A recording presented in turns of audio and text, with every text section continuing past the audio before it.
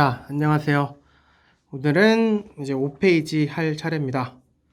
자, 교육부에서 온라인 수업으로 이제 수업을 진행한다고 해서 이 방식을 유지할 것 같아요. 그래서 이제 온라인 수업이 길어지면 이 부분은 제가 찍은 영상으로 대체해서 시험 문제를 내도록 하겠습니다.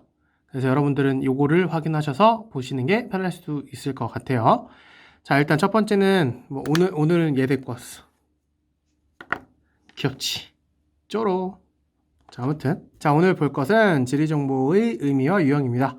오늘은 뭐 그 자료 많이 없어서 이제 크게 어려울 거 없을 것 같고요. 그 다음에 여러분들이 제일 많이 얘기했던 그 중간 영상 너무 길다 라고 해서 중간 영상은 최대한 줄여보도록 하겠습니다. 자, 지리정보는 지표 위의 수많은 지리적 현상들을 확인 분석하고 그 특징을 파악하는 데 필요한 체계적인 지식과 자료다 라는 얘기가 써 있어요.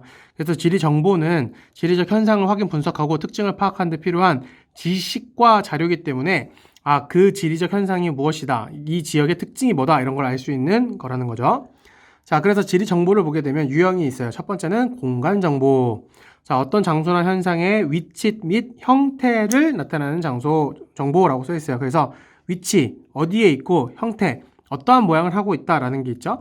두 번째 속성 정보인데 어떤 장소나 현상의 자연적 특징을 나타낸다라는 거죠. 그래서 현상의 인문적 자연적 특성이라는 것은 그 지역을 갔더니 여기는 뭐 도시로서 개발이 많이 되어 있다, 높은 고층 빌딩이 많아, 혹은 장원처럼 넓은 들판이 펼쳐져 있어, 복숭아밭이 있어, 이런 식으로 얘기하는 게 속성 정보가 되는 거죠. 그래서 공간 정보는 간단하게 얘기하면 이렇게 뭐 지도가 이렇게 있다고 칩시다. 그러면 이 공간 정보는 여기에 뭐가 있냐라는 거고요. A라는 곳에. 그리고 이게 모습이 어떻다 이거고, 속성 정보는 이 A라는 곳이 어떻게 구성되어 있다 이렇게 생각하시면 돼요. 속성이라는 건 특성을 얘기하는 거니까. 다음 세 번째, 다른 장소나 지역 간의 상호작용이나 관계를 나타내는 정보라고 써 있어요. 관계를 나타내기 때문에 여기에 들어갈 말은 관계 정보입니다.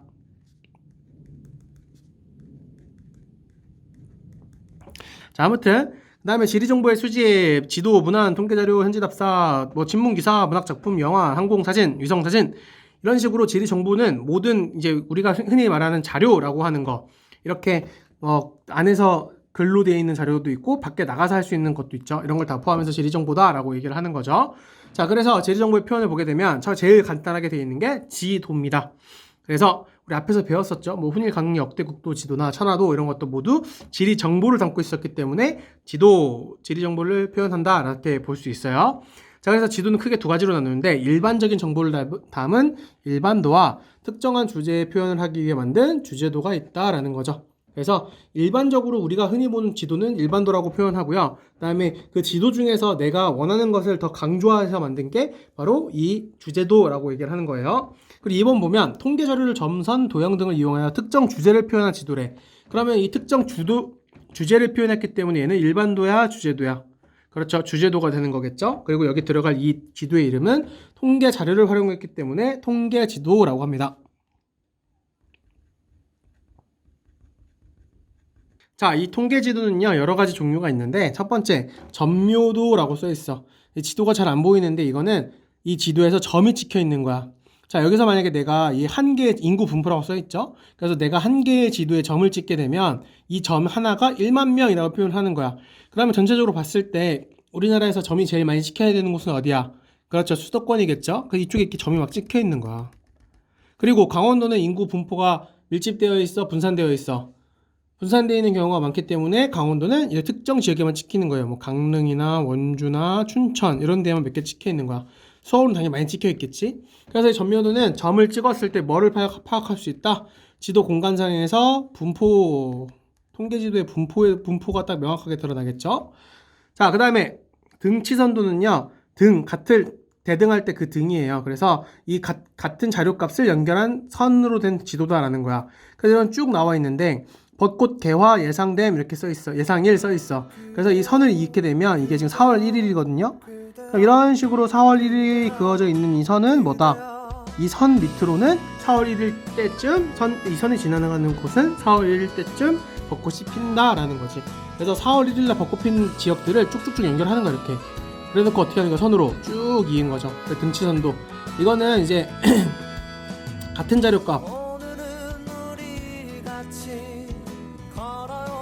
자료값을 한눈에 보기 쉽게 정리해놨다라는 거고요. 세 번째는 단계 구분도인데요. 여기 보면 경지 이용률이래. 경지를 얼만큼 많이 쓰냐 이런 얘기 써있어. 근데 강원도는 산지가 많기 때문에 경지 이용률이 낮아. 그래서 색깔이 이 밑에 연한색으로 표시되어 있고요. 그 다음에 경지 이용률이 높아질수록 진한색으로 표시를 해놨어. 그래서 지금 이 부분 같은 경우는 경지 이용률이 진하게 나타나는 거. 근데 여기서 특징은요, 행정구역을 중심으로 나눠요. 그래서 행정구역별로 이 강도를 표현한 게 단계 구분도라고 하고요. 자, 도형 표현도는 이 통계자료 양값을 한눈에 보기 쉽게 표현하는 거야. 주요 기업의 본사 수래. 그래서 본사 수가 많으면 원의 크기를 크게 하고 본사 수가 적으면 원의 크기를 작게 하는 거지. 강원도는 지금 원이 거의 없죠. 근데 서울이나 경기권 같은 경우는 원이 크게 나타나는 모습을 볼 수 있죠. 그래서 이것 같은 경우는 이것도 역시 행정구역의 이제 양적인 걸 표현하는 거야.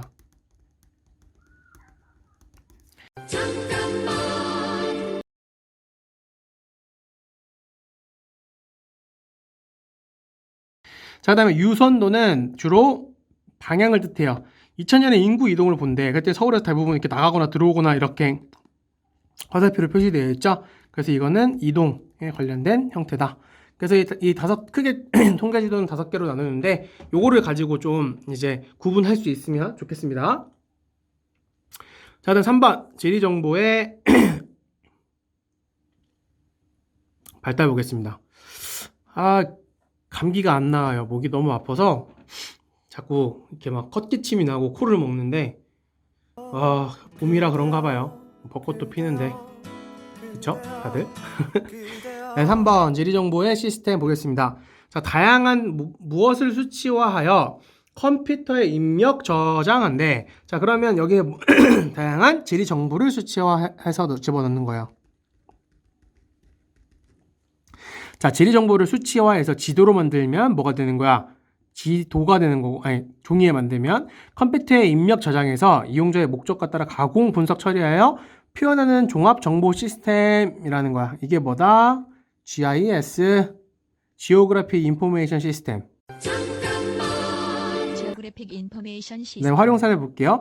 자, 입지상정, 스마트폰 길 안내, 흔히 이걸 제일 많이 쓰지, 내비게이션. 그래서 내가 그 지도에 뭐 여러 가지 정보를 넣을 거냐. 장원고등학교, 그다음에 뭐 고속도로 이런 걸 다 컴퓨터에 입력 저장했어. 그래서 이용자의 요구에 따라서 수원에서 장원까지 가겠습니다라고 내가 시스템을 입력하는 거야. 그래서 얘가 가공해서 분석해서 처리해서 빠른 길을 표현해 주는 거지. 내비게이션 같은 거. 그다음에 여기 쓰여 있는 뭐 버스 도착 정보, 도착 시간, 날씨 정보, 재해 관련 커뮤니티 같은 게 다 활용 사례가 되는 거고요. 그다음에 지역 조사의 의미와 필요성 보면 의미는요. 지역에 대한 다양한 지리 정보를 수집, 분석, 종합하여 무엇을 파악한다?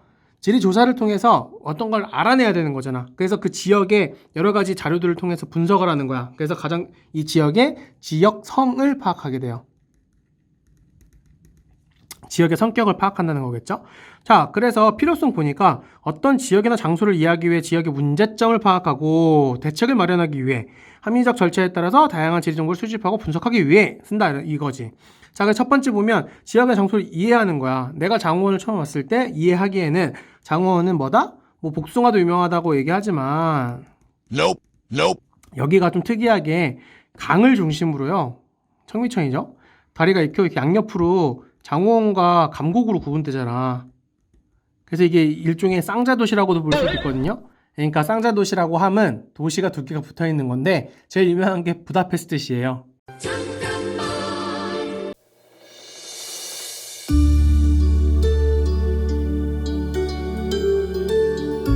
The Hungarian capital, Budapest, is situated on the banks of the Danube in Central Europe. It's the political, economic, and cultural heart of the nation, and one of the most beautiful and livable cities on the continent.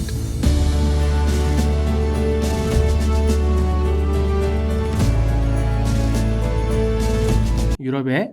근데 이제 여기도 여러분들은 시골이라고 생각하지만 이제 한국의 부다페스트다 라고 생각할 수 있어. 지역을 이해하거나 지역의 장소를 이런 걸 알아내기 위해서 내가 찾은 거지. 그리고 문제점을 파악하고 대책을 마련하기 위해서 이 지역성을 파악해두면 쉽다는 거야. 그러면 장호원과 감곡을 발달시키기 위해서 뭐가 필요한가 이런 거를 이제 지역조사를 통해서 알아내는 거죠. 그리고 합리적 절차에 따라서 정보를 수집하고 분석한다. 뭐 이런 얘기 써 있고, 자, 지역조사의 과정이 있는데 이거는 조금 유의미하게 보세요. 자, 일단 내가 만약에 장원이라는 곳을 조사하고 싶으면 이 단계가 있는 거야. 뒤에까지 하면 총 5단계가 있는데 첫 번째는요, 조사 계획을 수립합니다.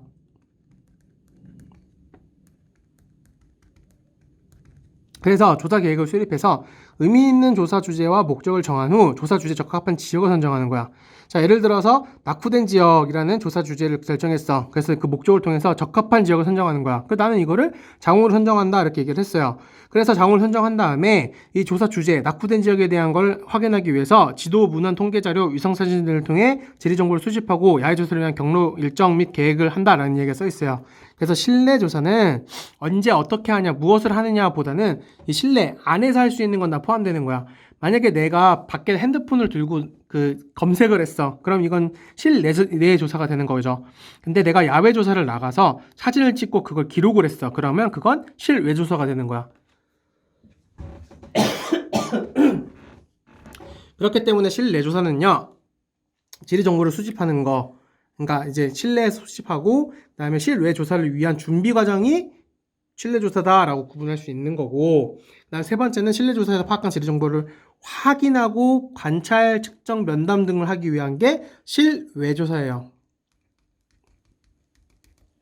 자, 그래서 내가 장원을 선정했어. 그래서 지역 조사를 해보니까 과거에는 여기가 여건 취락이었다 이런 게 내용이 있었어. 그래서 그거를 진짜 확인해봐서 여기 옛날부터 사람이 없었나? 이걸 확인하기 위해서 이 계획을 세우고 밖에 나가서 사람들에게 면담을 조사를 해야겠다라고 결정을 내려서 실외 조사를 할 수 있다는 거죠. 자, 그리고 나서 사진 및 동영상 촬영 등을 통해 새로운 지리 정보를 수집하게 되고 자료를 분석하게 되는데, 자, 야외 조사와 실내 조사, 실내 조사를 다 했어. 이거 실외 조사라고도 하고요. 이거는 야외 조사라고도 해요. 다른 데에서는 야외 조사라고 써 있는 것도 있고, 교과서에 그렇게 써 있으니까.